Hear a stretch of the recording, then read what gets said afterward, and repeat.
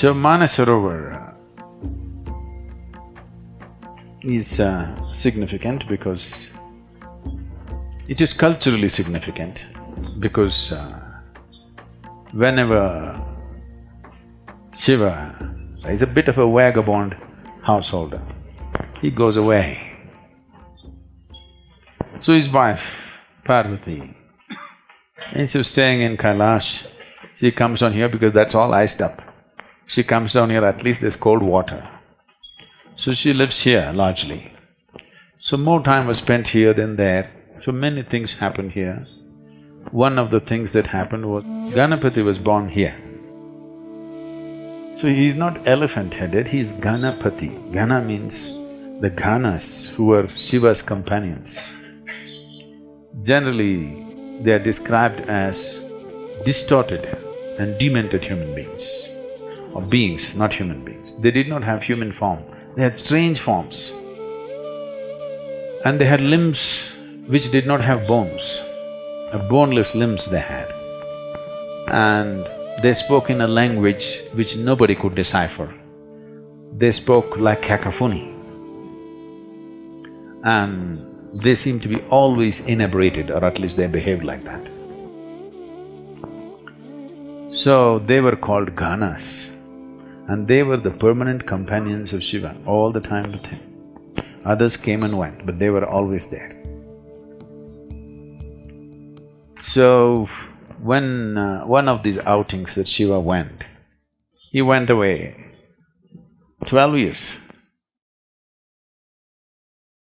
There are many cultural and scientific reasons we give for as to why he went away for 12 years, because largely whenever he went away for 12 years. So once he went away, and after 11, 12 years, he came back. Parvati sitting here on the banks of this lake. I want you to imagine, you're the just only woman sitting on the banks of Mansarovar lake, nothing here. She wants to have a baby. She's unable to have a baby because Shiva's seed is not human. So, it's clear that she cannot have a baby with him. But when she's alone, when she's with him, she's fine. When he's gone for long periods, her maternal instincts took over, she wants to have a baby. So one day, she smeared herself with sandal paste head to toe, waited for a period of time, then slowly peeled off all the sandal paste.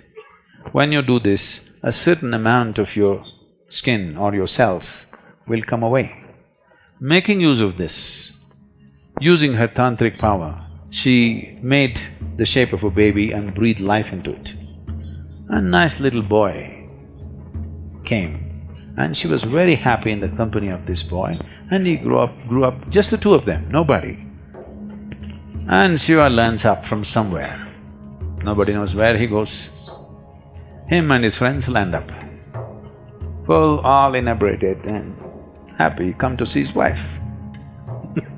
He's that kind. And Parvati wants to have bath. So she set up a small barrier and asked the boy to watch out, that nobody comes this way. So the boy took this duty as he's very proud to guard his mother. So with a spear in his hand, he's walking up and down. He's looking for trouble. He wants to. Somebody should come now and he must fend them off. He desperately wants to do something for his mother. He's in that state. And Shiva and his friends landed up. So he wants to see his wife, he's coming that way. And the boy stopped him and questioned him, "Who are you?" Shiva thought, "Oh, you're asking me, who are you?" With a flick of his sword, he took off the boy's head and went to see Parvati. Very happy to see his wife after 12 years. But the wife saw blood on his sword and she screamed. And he got the works. Then he doesn't know what to do. He thought after 12 years he'll get a great welcome. Here she is freaking on him. She said, "You have to bring him back to life." He said, "That's not possible, he's decapitated, he's finished." I don't care what has happened, I want him back to life. Now if he wants to have his wife, he has to bring this boy back to life. So he looked around, the Ganas, they were all there, kiki, kiki, kiki, kiki, kiki, like this. So he looked around and the leader of the Ganas, he asked him, what? He said, okay. So he lopped off his head and put it on the boy's head. First head transplant. So now the boy had human body and a Gana's head. The two chief of the Gana's head, and he had a limb which was boneless limb. So he became a Ganapati, the chief of the Ganas.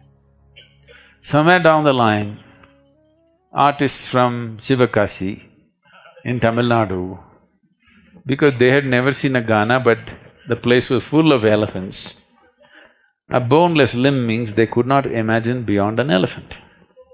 So they slowly made that into an elephant. Whatever they do even today, everybody calls it only Ganapati. Nobody calls him Gajapati, okay? Some people have started writing songs these days calling him Gajapati, but it doesn't stick. Ganesh, Ganapati is what sticks because he is Ganesh, he is Ganapati. He is the king or the leader or the chief of Ganas. Because he got a head which was not human, he was supremely brilliant. Because of this extreme sense of intelligence, he did not allow anything to be an obstacle in his life. Every obstacle in life can be cleared if you have the needed intelligence, isn't it? So this is what he proved. So we called him Vigneshwara, he removed all the vignas because his intelligence is of that level. If you do not know about writing his scriptures, he told Vyasa, your dictation should be non-stop. If you stop, I'm going to drop the pen and go away because I'll get bored with you. This is the level of intelligence. Ganesh Chaturthi means not to boost your belly, but to boost your brain, because he's known for his brain, not for his belly. But today, to our children we have made it clear, he's known for his big belly, not for his big brain. He was essentially known for his big brain. So, Ganesh Chaturthi should be about boosting the brain, not the belly, isn't it?